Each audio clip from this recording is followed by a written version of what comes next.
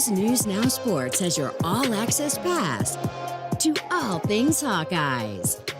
This is Eye on the Hawks, sponsored by University of Iowa Healthcare. I don't know if you can really script it any better, and yeah, I mean, you all knew I was going to shoot a logo 3 for the record. Come on now. We knew it was coming, and we knew it would happen probably in the first half. We didn't know it was coming in the first 132 seconds of game time last night. Welcome to Eye on the Hawks with Owen Sebring, Curtis Fader, and Mike Howell. After another record-breaking night, 2 weeks in a row, we've recorded the podcast on a Friday, and 2 weeks in a row, we've had a record-breaking night at Carver-Hawkeye Arena to talk about. The first thing I suppose we'll talk about is Caitlin Clark now standing atop NCAA women's basketball history in the scoring books. I think we have a look at the shot here. This is a soundbite of the shot. Yeah. Oh, soundbite of the shot. Okay, yeah.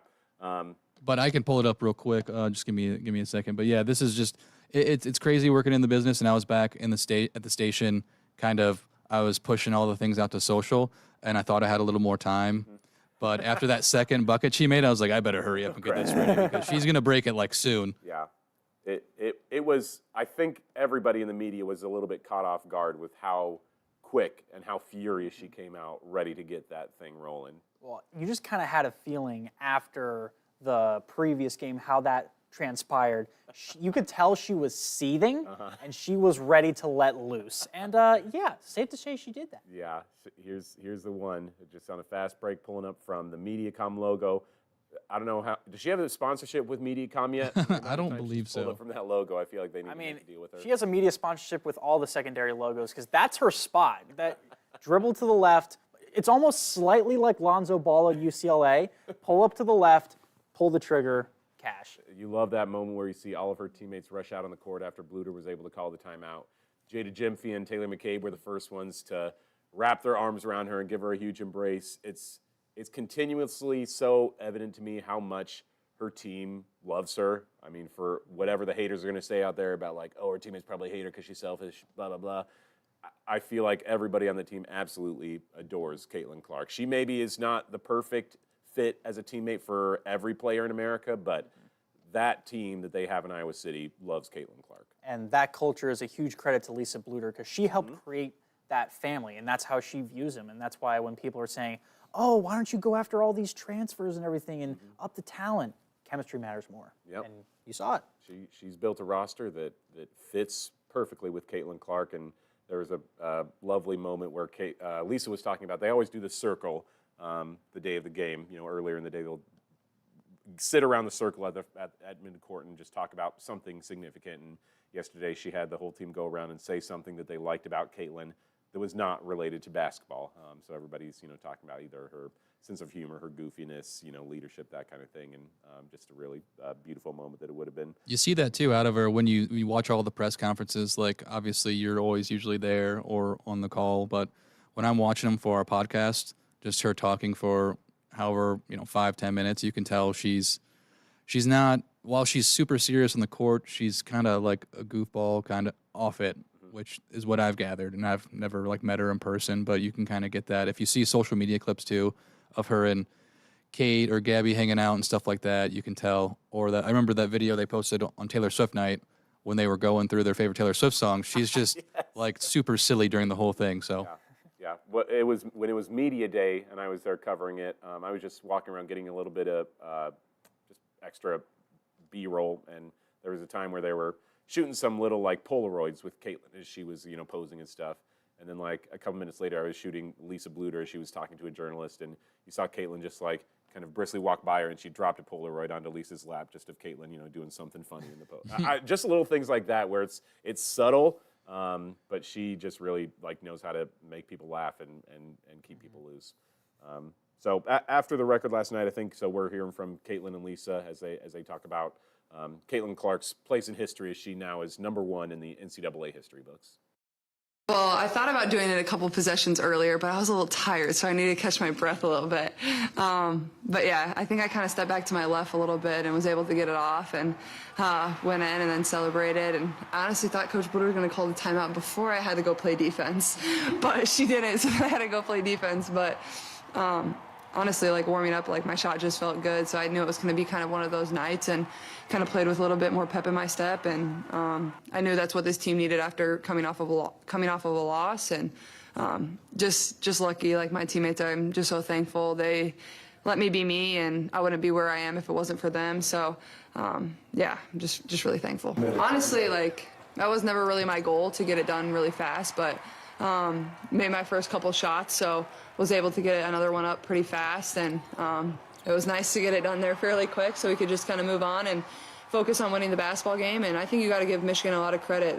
They played really well. They made a lot of tough shots tonight, and you know, they didn't make it easy on us. We switched up our defense a lot. But what I'm most proud of is, you know, they played box and one, and we didn't freak out. We just did us and what we've worked on all week, and we made some tough shots. And honestly, our lead grew when they went to the box and won. And I think that just shows the area of growth that we took a stride in and got better in. So I'm proud of our team. And, you know, I still think there's a lot of things we can clean up on defense. But other than that, not really. It was perfect. It was absolutely perfect for her to go over and reach this record with a logo 3. I intended to call a timeout, but it happened so fast I couldn't get it out. Just to let her enjoy it, and we really didn't talk in the timeout. We just kind of all sat in our thoughts, and I just wanted her to have some space to think about what she'd accomplished and just to enjoy the moment. And usually that's not me. I don't burn timeouts for anything. And there was doubts whether she would take a timeout afterwards. I know that they discussed that a couple days before. Caitlin had said that she just wanted to keep the game going, but Lisa said, well, I'll talk to Caitlin and we'll see what she wants to do. And apparently they must have landed on. And you could tell they talked, and Caitlin expected a timeout because she made a joke like, I thought she was going to call it sooner. I had to play defense for a possession. So people saying, I saw some tweets, you know, just you can't escape negativity that, well, Caitlin didn't even want timeout. Why did they call timeout? Well, they talked about it. You could tell. Yeah, and she was, I think, happy with it to be able to soak in a little bit of the moment like that. For a little bit of game analysis, I think that is important for us to talk about the fact that Caitlin mentions that they played so well against the box and one yesterday, because that's what totally shut her and the team down on Sunday against Nebraska. They could not figure out the box and one, so for them to be able to figure out with exemplary fashion is a good step in the right direction for Iowa. I think the better take on that is that they were so frustrated because Lisa Bluder especially, they're like, we know box and one. We know what to do with this, but we couldn't execute. Mm-hmm. And then you can tell, like, I don't know, I saw her eyebrows raise a little bit like, we beat the box and one? We beat it? Because, I mean, I think Iowa has a feeling that everyone else it's almost like that Nick Bosa thing, like, we gave you all the blueprint. And she's like, we're going to rip that blueprint to shreds. Yeah, yep. I think that we discussed it on maybe last Friday's podcast where Caitlin's best opponents that she plays against are Nebraska and Michigan. I think I mentioned that she was third all-time in NCAA history for single-game performances against one opponent. She was averaging 34.8 points per game against Michigan, and so she bumps that up a little bit higher. I'd be curious. I can't quite do the math to know what that would be at right now, but would bump that up to whatever, probably 35, 36 points a game or something against the Wolverines. So there is something special about when she plays against Michigan because she always brings her best. And the best didn't end with the NCAA scoring record. 23 points in the first quarter. I truly could not believe what I was watching with her first quarter performance. Neither could I. I was like, this has to be an NCAA record. Come to find out, it's not even an Iowa record. Caitlin has the Iowa record with 25 points in a quarter, which she set last year against Michigan. I wonder, I know she missed a layup in the first half. I can't remember if it was the second or first quarter. I remember saying, like, oh, she should have another two points. So she was just on another level, and I was like, I kind of wish, and she set the record, so whatever, but I'm like, I kind of wish they would have just let her keep ripping, be like, let's see what she can do. Can she pass Juju Watkins' 51 points that she had a couple weeks ago? Can she pass Kelsey Plum's 57 points that she set in her record-breaking game at Washington? Can she break Ayoka Lee's 61 points? That's the it was 61 points in a single game. Yeah, I mean, when did they take her out too? There was a few minutes left, right? Like 145 or something. Yeah. I mean, it was garbage time, but the game wasn't close. But you're like, you know, if you want a stat hunt, they could have, but they didn't. Could have maybe put up even in the fourth quarter, especially because she was at like 44 points, I think, with like 6 minutes left. And then she kept passing it. She almost had knock it off. the passing. To your point of the passing, she finished with 13 assists. She almost had a double in the first half. Yeah. She had 28 points. She had 8 assists in the first half. I was just like, that's almost more impressive. And I'm going to put together a highlight reel later today. Her passing last night is maybe some of the most pristine that I've seen out of Caitlin Clark in her entire career, of me watching her play in person. I mean, her passes were so crisp, so perfect, just threading the needle right in the perfect spot from half court. I mean, she had everything working for her last night. I mean, kind of a shame she couldn't get a triple-double.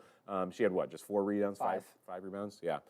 So it doesn't seem like they were hunting too hard to get the triple-double. But So one interesting aspect me and Mitch were talking about last night, I don't know if you saw the Big Ten. I put a web story up, and it was one of the top trending stories on our website this morning, but the Big Ten put a 4-minute video of just celebrities and other athletes saying congrats.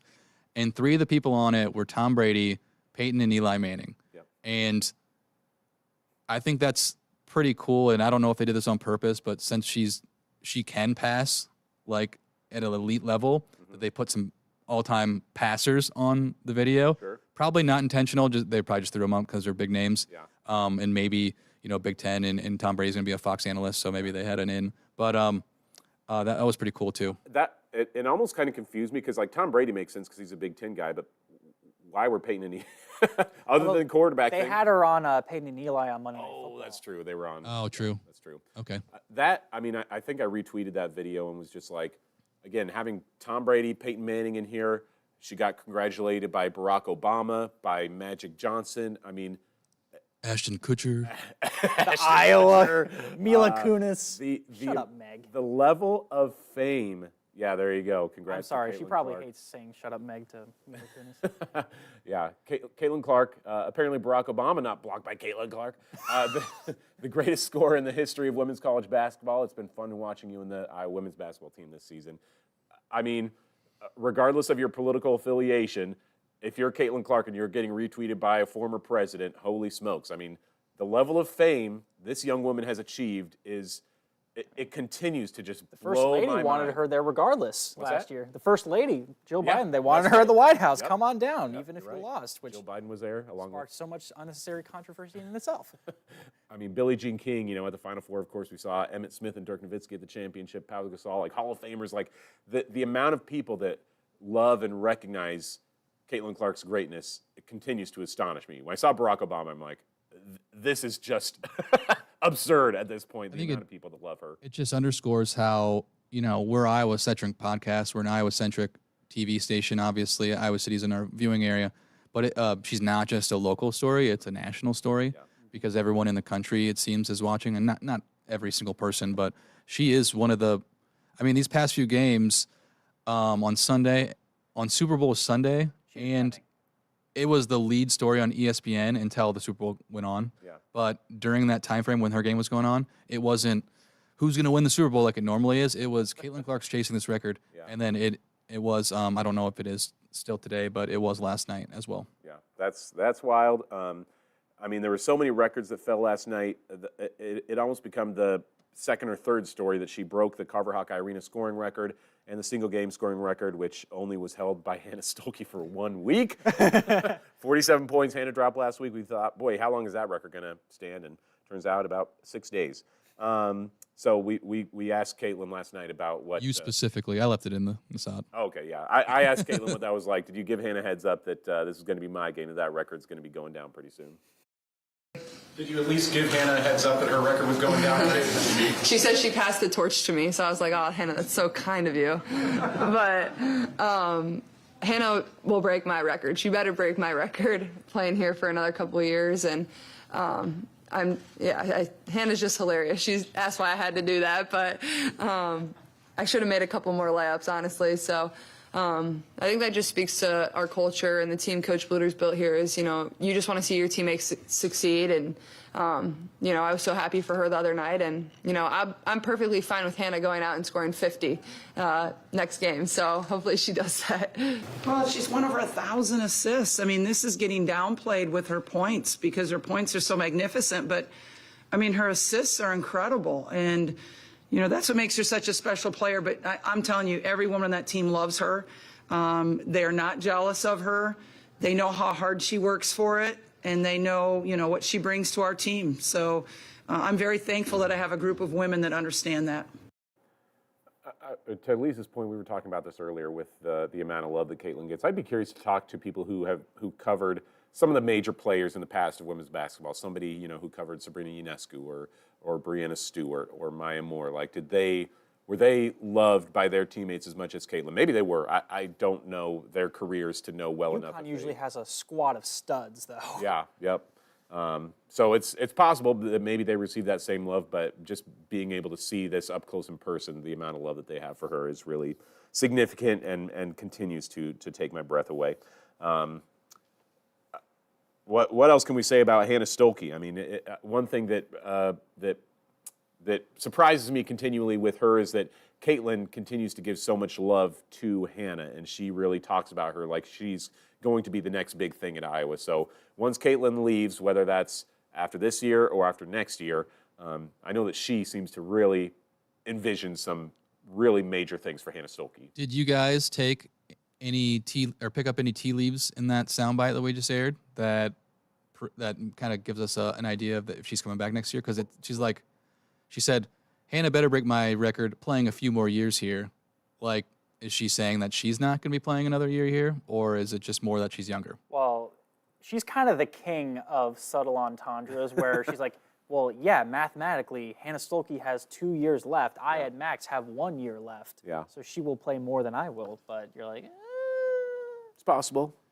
Maybe I'm looking too much into it, but Frankly, I don't. Betting lines have shifted in favor of declaring, I think. I don't see any way right now that Caitlin Clark comes back. I mean, just to spoil any conversation we had down the road, I mean, I would say I'm at like the numbers and the percentages have grown and shrunk throughout the season, but right now I'd say I'm at like 95% surety that Caitlin's going to declare for the WNBA It will draft. all depend on what happens in March. What happens in March could swing the pendulum a little bit. And even that, I think, because I was kind of like, well, she'll come back if they don't make the Final Four. Well, maybe if they don't make the Elite Eight. Well, maybe the Sweet Six. Even that has shrunk for me a little bit. She might still go for the WNBA even if they get knocked out in the Sweet 16. Maybe not. I think an injury is the biggest thing that I think could change her mind or make her question things a little bit. If she gets knocked out in Carver, though, yeah, that could change things. So who knows? That's a conversation for another month or so down the line, month and a half, I guess, once the tournament is over. So you were on the court last night. Take us to that. We watched it with pretty much the entire A block, and the 9 was your camera. What was the atmosphere like after the game? We just didn't know quite what to expect as the media. They'd given us some protocol ahead of the game, like, okay, we're going to have a ceremony afterwards, and this is where you guys can stand. But we didn't know how long it was going to last and how much of a big deal it was going to be, how they were going to do it. But frankly, I was just kind of walking around trying to go wherever I was allowed to go to get different shots. And so I was able to not honestly get a ton of great ones just because we were blocked by the Iowa video team and by security guards and by just a lot of people that were also in the way. So it was tough to move your way around the court because there were a lot of restrictions on where we were allowed to stand versus the people from ESPN and from the university who were able to be a lot closer taking pictures. But it was still a really lovely moment. There was that video that I posted of her with the tears in her eyes with Lisa right next to her. Really, I mean, really beautiful image of Lisa just looking over at Caitlin. I don't know exactly how to put an adjective to it, just admiration or respect, love. A lot of emotions rolled into the look that Lisa had on her face looking at Caitlin. We just don't see that kind of emotion from Caitlin Clark. I mean, I think the only time I've seen Caitlin cry was after the championship game when they lost her and Monica Sonano together in the tunnel after the game. She was crying, and that was tears of sadness. But this is maybe the first time I've seen her with tears of joy or emotion or whatever you want to call it. When her family was up there on the scoreboard giving her. To me, it just looks like proud. Yeah. Yeah. Mother figure, kind of thing. We're playing the video on YouTube. If you're listening to this later in the day, we're going to show you some clips from there. So yeah, feel free to go onto YouTube and watch our live stream. You can see this on Twitter as well. I've got a picture of it up, or a clip of this up there as well that you could go take a look at. There's another cool video of her Her teammates lifting her up on the shoulders. I feel like of all the national attention she's had, of all the people like Obama praising her, to then have her parents that have raised her just to say we're proud of you, that I can understand would break you. Yep, yeah, and her parents are. I will not claim to really be tight or know her parents super well, but I've exchanged words with them a few times. I've talked to Brent a few times, her dad, and they too are just such like humble, down to earth people, very easy to talk to and have a conversation with, and you can see where Caitlin kind of gets that from. Yeah, they're wonderful human beings, and Caitlin really has been raised right, and I think that they too are almost like just basking in this like shock glow of like, how is our daughter doing this? That you had some reaction shots of them after she made that shot where her mom even was just like, oh my gosh, she just couldn't believe what she was seeing in that first quarter last night. Just everybody was so shocked about it, and this next soundbite we're going to hear from Caitlin and Coach Bluter about the post-game ceremony. Is that what we got up next? Yeah, let's continue to hear from these two as they talk about what was going on the floor last night after that record-setting game that Caitlin Clark had. I was not aware it was coming, and I think that's what kind of hits you, like when it hits you the most is like, and yeah, there's been so many famous and cool people and people I idolize, growing up that say a lot of really nice things about me, but when it's people that have had your back through the ups and downs and been there every step of the journey, whether it was good or bad, and have seen the hard days, have seen the good days, and I think that's when it means the most. My teammates, my Mon and McKenna that are in there, the two people that I've given so much to this program, and without those two, I don't know where I am, and Kate and Gab and our coaches, and obviously my parents, like my two brothers, like it just makes me pretty emotional. And like I said, I think that hits a lot closer to home just because, they've seen me go through some really hard losses, some really great wins, but also they've been there pushing me to be my very best and allowing me to dream ever since I was, a young girl playing with all the boys growing up. So it's just really special, and I didn't plan on crying tonight, but it got me a little bit. We don't see Caitlin get emotional all that often. Was there any moment after the game or during the game that made you emotional at all? When she hit it, definitely took a second to get back into reality, or kind of, it's pretty surreal at that point. And then after the game, just to see how happy she is with her family, and family means a lot to Caitlin. She's definitely family relationship first, which is wonderful. Yeah, that moment too. I'm glad it looked as okay as it did, because it was a moment where, I don't know, you guys maybe see me where I just lift up the camera like this and, okay, let's see if I can zoom in from here.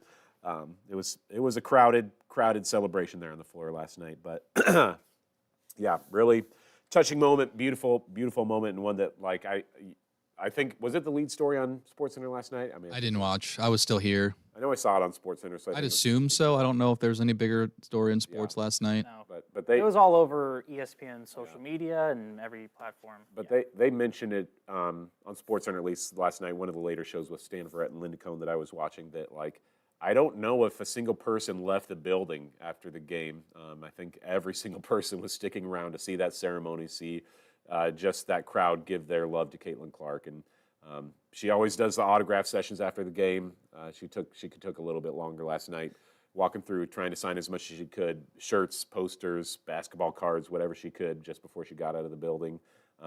It seems like she really, as much as that crowd wanted to stay there and appreciate her in the moment, I think that she wanted to stay out there and maybe two-way street, both appreciate the crowd and what they've done for her, but also be able to soak it in. That last night is, amongst a career full of special nights, last night is maybe going to be the one that stands out as one of the most special nights for her. I think the only thing that would be more special would be a Hawkeye national title. Yep, I think that Final Four one already is probably pretty high up there on the list for her. And it just overall, I mean, that speaks to where women's basketball is at right now, where, again,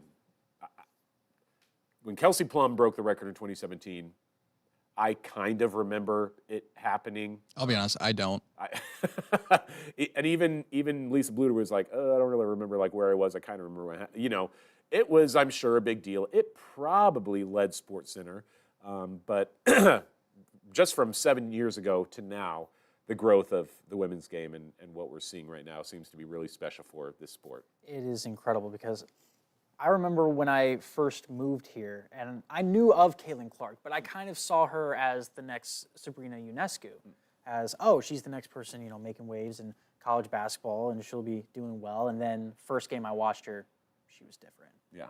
And I'll put it to you this way.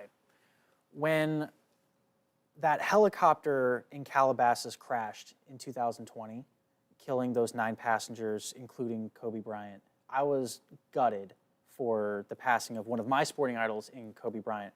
But I was equally, if not more gutted for the loss of Gianna. And that was because you saw some videos of her even when she was entering her teens. She had the footwork, she had the shot, she was league bound. And I thought that she was gonna be the one to push the game forward, because even though it's not because they just like women's sports, people would think the nepotism of, oh, it's Kobe's daughter, then the celebrities would come, then people would finally start paying attention to women's basketball. And I thought that when that crash happened, that dream died. It turns out that Gianna might not have been needed in the first place because Caitlin Clark has picked up that mantle. And Caitlin Clark has transcended the sport beyond what anyone has ever thought could happen. Yeah, and Caitlin, she certainly has a great amount of respect for Kobe. I know she's talked about when she gives her shoes away, signs them and gives them to a kid, she won't do that with the Kobe's that she wears on the court because those are special to her, that she really wants to keep and hold on to those ones. Would Gianna be in college right now? Next year, she would probably be a freshman at UConn. Gotcha. Yep. Yeah, she certainly has taken that. As much as the game was already growing with people like Sabrina Ionescu and Brianna Stewart, Kelsey Plum, there were a lot of people that were building it. But as much as the growth of the game was, on a steady upward trajectory for a lot of years, Caitlin seems to have made it, a pretty steep spike in popularity. Even you, Mike, I know you've talked about when you were at Iowa, you weren't a huge women's basketball fan. You weren't going to a lot of games. It was maybe Megan was the first one that you were really kind of like, oh, wow. Yeah, that's when I'd say I'd started. I mean, I knew the players. I would tune in for probably if they made the tournament. I remember, I think Jamie Prenti was the big star back when I was in college, but they weren't as good as, the Megan Gustafson years and the Caitlin Clark years. So obviously that success and that postseason success propels these teams to new heights. And then I'm just kind of interested, too, of Caitlin Clark's rise is just coming with NIL, and she's got all these major deals because she's marketable. But there's probably have been maybe Sabrina Ionescu, because she completed college before NIL, right? If I can remember correctly. Just before. Barely, yeah. I think she would have got marketed a whole ton of a lot more if she could have been paired Kobe up with really Nike. liked her. Yeah. So it's interesting to see or to wonder, and I don't think you'll never know exactly how much NIL boosted her profile. That's true. But definitely, I think her talent-wise is something, generational that we probably won't see in a really long time. Yeah. But it is to her benefit that she has been in college during this NIL period because, I mean, you get to watch her. It's wild to see, not even just her, but during the Super Bowl, I saw a Kate Martin commercial, it was a local spot from Estella's in Iowa City, and she was in it. I was like, this is just unheard of, And then in between that, there's State Farm, Caitlin Clark commercials and stuff like that. So it's just a different time, but I'm all for it. Yeah, I can't. It's an interesting point. I do wonder where the game would be at if it were not for NIL. I still do think that there would be a pretty incredible rise. Yes, she wouldn't have the State Farm or the Hy-Vee, things like that. But again, just the way that she plays, I feel like is the thing that makes her the most special. Yeah. So I feel like still the Social media loves bombs. yes, the national spotlight would still be there. And Another interesting part about the rise of women's basketball, before we hear from Coach Bluter talking about, from her childhood days, is, I remember one of the first things I was in a gender and sports class back at Iowa, and they always had the traditional debate, men's versus women's sports. Is it because the TV product has always shown you the men's game? So when you grew up, that's what was important, and the women's game got tossed to the side. Yeah. Now, one of the main arguments is if you invest in women's sports and you show it on ESPN, on the major platforms, people will watch. Yeah. And we've kind of seen that shift throughout the last 15 years, last 10 years, and especially in the last 5 years when ESPN will promote women's basketball as a brand and more people are watching. Now women's basketball was behind 70 years before they started actually really promoting it.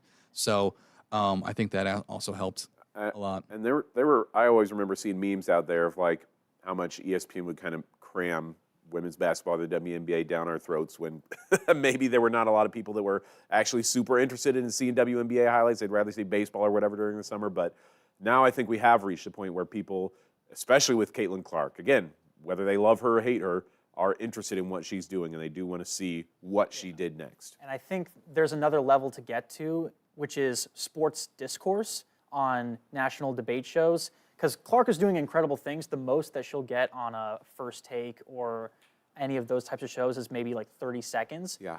Once you get starting to have full segments, and then also prime time television slots, because first of all, in the summer, especially with just 12 teams, the season goes fast. But the WNBA Finals, Game 4, which turned out to be the series clinchers for the Aces, Game 4 was Sunday at 3 p.m. on ABC on NFL Sunday, right in the midst of the 1 o'clock, 4 o'clock slot. Yeah. The NBA can't compete with the NFL. What are you doing slotting it like that? And then during the regular season, a lot of times, most of the teams, you're at the mercy of Bally Sports or something local, and there could be blackouts. So I think I could definitely see Caitlin Clark being like a Magic Johnson in Larry Bird in terms of transforming the exposure, because before those two came, it was like tape delay for the NBA Finals, and now all of a sudden everyone's consuming it more. Yeah. She can do that. Yeah, with the amount of networks that are chasing her games, trying to get her there, Peacock obviously among them, and being the benefactor of a lot of incredible Caitlin Clark moments. Caitlin Clark, The Office, and Ted is keeping that streaming service alive. The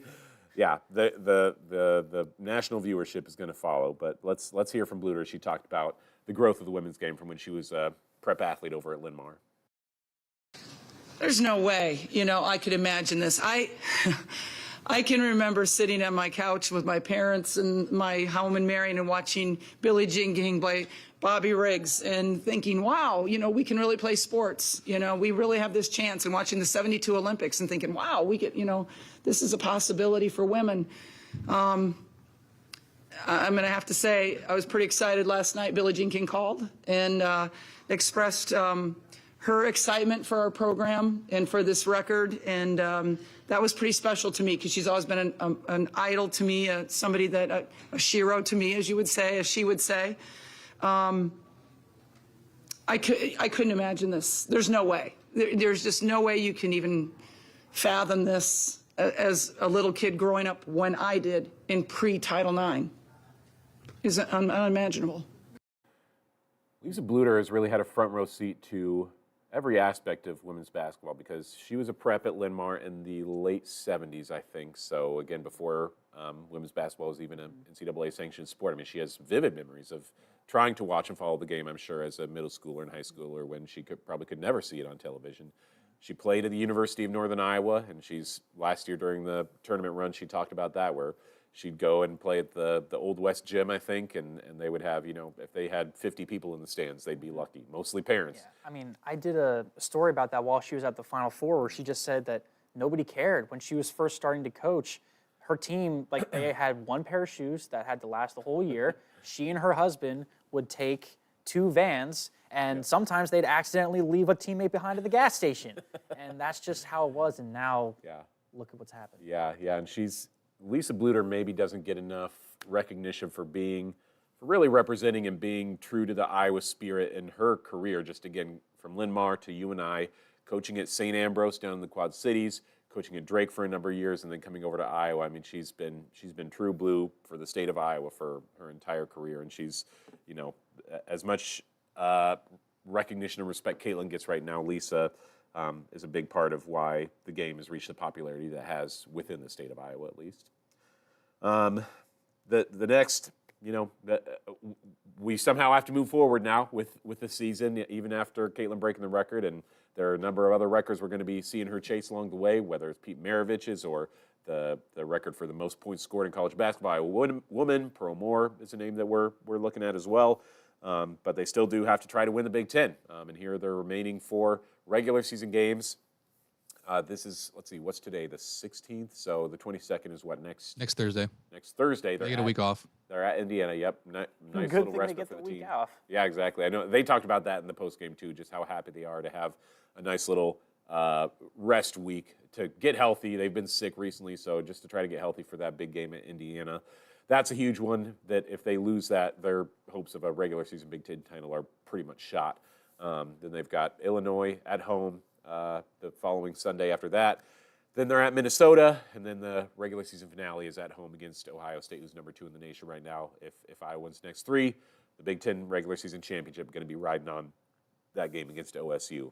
So still a lot to play for. Still a lot of records that can be chased by Caitlin Clark. Currently 99 points away from breaking Pete Maravich's NCAA scoring record, and that we could see happen by the even the Minnesota game, if not the Ohio State game. You got to think if she keeps up her average. I don't know. Do we see right now? Do you guys think Hawkeyes win the Big Ten either regular season or postseason? There's one more loss to be had. Think so? It's going to be tough. I mean, Lisa Bluter said it on her radio show that Indiana and Ohio State only play each other once, and Iowa has to play both of them twice. That's just 2 extra games that they don't have to play against quality opponents, Right. you know. It'll definitely be tough. I think, you know, Ohio State's only lost against Michigan, and they play Michigan again. And if Michigan get the sweep, they could theoretically, I think, have a 3-way tie with both those squads. There's definitely a tier in the Big Ten, though. Like those 3 teams, and then it's kind of Michigan, Nebraska, and all those other second-tier teams are below them. Yeah. That loss at Nebraska really hurt because the way I was looking at the schedule is if they would have won that game, they could drop the Indiana game and still theoretically beat Ohio State and won at least a share of the title. Yeah. I hope so, but I see it's unlikely because Ohio State's just playing lights out right now. Also, I don't think a Big Ten regular season title is on Iowa's big goal list of things to get. Winning the Big Ten tournament, where you actually get a trophy at the end, is going to be a huge deal. But A trophy for the regular season. I guess. I think the regular season is more important than the Big Ten. I mean, that's just me. I mean, tournament. I do see the value in that, but I think especially basketball, they treat the tournament a lot more weight. But I think it's going to be like last year where they basically are I could foresee them winning one or the other. I think that if they win the Big Ten regular season, I mean, gosh, again, they're going to have to beat Indiana, Ohio State to win the regular season. And then if they want to win the tournament, I'm sure going to have to beat at least one of those teams again, if not both of them again in the postseason. Boy, that is a tall order. That's a lot to ask of this Iowa team to beat Indiana, Ohio State, maybe get 4 more wins against those teams before the season is over. I will say this. I think Iowa will lose one more game this season, and it'll be a matter of where. Yeah. You'd hope that one more loss would come in those 4 games, and then they win out. Yeah. But they could go unbeaten in the regular season and Big Ten tournament, and that loss could come in March Madness. And I still say that they can lose one more game and still be a 1 seed in the tournament. I don't know if they can lose 2 more games and be a 1 seed in the tournament. That too would, I mean, it kind of depends on what else happens amongst other conferences around the country, who else is winning and losing. But having 2 more losses, being a 5-loss team and getting a 1 seed is going to be a little bit dicey depending on how your season ends. But if they win the Big Ten tournament, I do think that they're a 1 seed in the tournament no matter what. Man, South Carolina. Yeah. 1 loss the past 3 seasons so far. Yeah. Granted, that loss was to Iowa, but it had to take a Herculean performance from Caitlin Clark to do it. That's not a team you want to face at any point, regular season or again. postseason. Before we closed up shop, we did want to have one kind of debate discussion for the show. Now that Caitlin is the all-time NCAA women's basketball leading scorer, we want to talk about our respective Mount Rushmores of college women's basketball. However you wanted to define your Mount Rushmore, those 4 faces, those 4 people that most define the sport, are the best, however you want to do it. So I guess I'll hand it over to Curtis first to give me your Mount Rushmore of women's college basketball. I would almost view Mount Rushmore in terms of eras. So the first face that I would have would be Cheryl Swoops. And her story is very similar to Caitlin's in the matter of winning a national title for Texas Tech and setting the records there. And then obviously that became a springboard for the plethora of accolades she would get in her professional career, whether it's the gold medals or the MVPs or the championships that she'd make in the WNBA. But then also there's another era where early 2000s, Diana Taurasi-Subird on UConn winning 3 straight, and Diana Taurasi in particular winning 2 Naismiths 03-04, I believe, before she has her career. That's definitely up there. Then there's the other era that had Brittany Griner Baylor, Maya Moore UConn, Skylar Diggins Notre Dame. And when those 3 players were going at it, it was very entertaining to watch. If I had to choose one from that list, I'd probably choose Maya Moore, because I think with NIL and increased social media, because keep in mind this is like late 2000s, early 2010s, if Maya Moore had social media, she'd be 10 times more popular. And especially with a lot of the stuff she'd done, especially for her husband who's wrongly convicted, she's definitely somebody that I think, and also she won a bunch of titles at the next level, but this is college, and she still dominated at UConn, won 2 national titles back to back. So we've got Cheryl Swoops, Diana Taurasi, Maya Moore, and then of course Caitlin Clark. and so we say Caitlin Clark. So for you, why put Caitlin on the list for you? Caitlin on the list, it's because you can't put the history of women's basketball without her. She is responsible for transcending the sport in terms of popularity, and she has the accolades. She's going to be a back-to-back Naismith winner. The other name that I wish, if this was like Naruto and there was a 5th head, it would be Breanna Stewart, because she won 4 national titles, lost 5 total games in college, and won 2 Naismiths. Yep. But also part of that is just the UConn machine. They make the Final Four. They had a stretch from 2008 to 2022 where they made the Final Four every year. Yep. All right. Well, my Mount Rushmore goes in a little bit of a different direction. Curtis and I only have one person that overlaps on our 2 respective Mount. Can I guess who it is? Rushmores. What's that? Can I guess who it is? Sure. Caitlin Clark. Wise man behind the turntable over there. First person on the list, and maybe somebody would call me problematic for having a man on the Mount Rushmore of women's college basketball, but number 1 for me is Gino Auriemma. I feel like the UConn women's basketball dynasty is something that we have never seen in any other sport at any level, and we will never see again at any other sport at any level, high school, college, or professional. Find me a high school team that's had the type of success that Gino Auriemma has had at UConn, and he hasn't even been doing it for an incredible amount of time. I mean, 1985, he took over that team. In that time, now 1,201 wins and 161 losses, an 88.2 win percentage. The man has put together a team that, until Caitlin Clark came along, UConn was women's college basketball. That was all. If people couldn't tell you any one thing about women's college basketball, they knew UConn was the good team. If you were good and Gino called, you went. 1,200 wins, and he reached 1,200 wins in 5 seasons fewer than it took Tara Vanderveer to get there. I mean, 5 full seasons less than it took another person to get 1,200 wins. And he's maybe hinted that this could be his last season at UConn. But if it is, 11 national championships, 11 national championships, 22 Final Fours since 1985. 22 Final Four appearances for Gino Auriemma and UConn. 27 conference tournament championships. I mean, granted, especially the last few years, they don't play in a good conference for women's basketball. I mean, they win so many games by 60-plus points. It's kind of ridiculous. The Big East used to be fun, though. Yeah, but used to be much more competitive. Now it's kind of a joke. Now they're in the American. So their regular season is not, as impressive as if you're doing it in the Big Ten or the SEC. But regardless, 27 conference tournament championships, 27 regular season championships.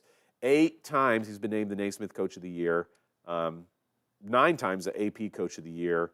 10 times Big East Coach of the Year. I mean, there's just nobody that has truly dominated this sport from his level as Gino Auriemma has. Number 2, call me whatever you want, call it what it is. I'm putting 2 coaches on my Mount Rushmore, and the other one is Pat Summitt. I was going to say. She's somebody who was a good friend of Gino and coached a lot of years as his chief competitor. 1974 to 2012, she was the head coach at Tennessee. Kind of what Lisa Bluter is to Iowa. Pat Pat Summitt was that for the state of Tennessee. Growing up, born in Clarksville, she played at Tennessee Martin, coached at Tennessee. She kind of rallied that entire state around the sport of women's basketball. She won 8 NCAA championships and 18 Final Fours, finished her career with 2 wins shy of 1,100 coaching wins, and she passed away at 64, 64 years old. So had it not been for early onset Alzheimer's, she could have stuck around maybe another 10, 15 years, and she would be 200, 300, 400 wins maybe in front of Gino Auriemma for the all-time coaching wins record. I mean, the whole landscape could change because we're in a time space where there's the blue bloods like UConn, Notre Dame, but there's also a lot of gravity towards influential coaches that can bring in 5-star talents like Dawn Staley and Kim Mulkey. So she would have a lot of more stake in that pool of talent. Yeah, and I mentioned she passed away at 64. Actually had to retire at age 60. So that's young. I mean, that's younger than both my parents. And so for her to have to retire at that age, she had a lot of career in front of her. If it hadn't been for that early onset Alzheimer's, that was tragic loss for the sport of women's basketball. So we've got 2 coaches and 2 players on my Mount Rushmore. The first, I kind of just had to go by talent. For me was how I did it. So the first one is Breanna Stewart. I think that the thing with UConn is that they've had so many incredible players go through, and they sometimes aren't maybe able to shine as bright as they could just because they win games by 60 points, and people aren't able to rack up stats like if you're Caitlin Clark and have as many big numbers out there, have as many individual accolades. But she, amongst even all UConn players, has had just put together an incredible career. She was what, let me see, I've got her Wikipedia pulled up. I was looking for her college numbers. But regardless, she was what did we say, 3-time player of the year? 2-time Naismith winner. 2-time Naismith winner, 4-time national champion, 4 times. Again, imagine that. As a freshman, she was named the NCAA tournament MVP. 4 times she was named the NCAA tournament MVP. She truly had one of the most astonishing women's basketball careers.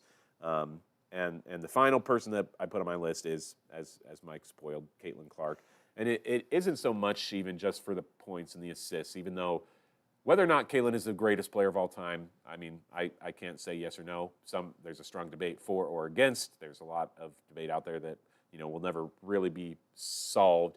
But when we talk again about Mount Rushmore, it's not like Mount Rushmore, if you look at the 4 presidents that are on there, it's not like those are the 4 best presidents. I don't know if somebody's going to say Teddy Roosevelt is one of the 4 best presidents. Maybe. Hey, don't diss a bull moose. Yeah. But he's more up there because he was a big proponent of the national park system. And, of course, that's why he's on his face is on this national park, is because he was important for a huge moment in American history in embracing the national park system.